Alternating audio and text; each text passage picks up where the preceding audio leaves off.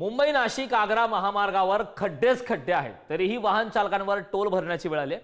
त्यामुळे सुप्रीम कोर्टानेही यावर सवाल केला। खड्डे असलेल्या रस्त्यांवरून जाताना टोल का भरावा असं कोर्ट विचारतं। तरी ठेकेदार आणि टोल नाका प्रशासनाचा मनमानी कारभार सुरू आहे। त्यांच्यावर कुणाचा वरदहस्त आहे हा सवाल उपस्थित आहे।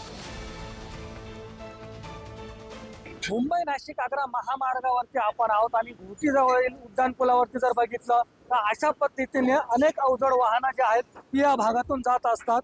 अवघ्या 2 महिन्यामध्ये या ठिकाणी उड्डाणपुलाला मोठ्या प्रमाणामध्ये खड्डे पडलेले आहेत। जवळपास 4 वर्षाच्या प्रतीक्षेनंतर हा उड्डाणपूल तयार करण्यात आला होता आणि त्यानंतर उड्डाणपुलावरती इतक्या मोठ्या प्रमाणामध्ये खड्डे पडलेले आहेत की याच ठिकाणाहून फक्त 1 किलोमीटर अंतरावरती घोटी टोल नाका आहे।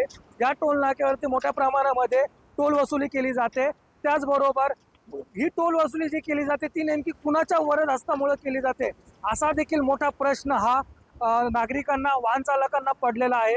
सर्वात महत्त्वाची बाब म्हणजे ज्या महामार्गावरती मोठ्या प्रमाणामध्ये खड्डे पडलेले आहेत त्या महामार्गावरती टोल वसुली करणं हे देखील चुकीचं असल्याचं सुप्रीम कोर्टाने निरीक्षण नोंदवलं आहे।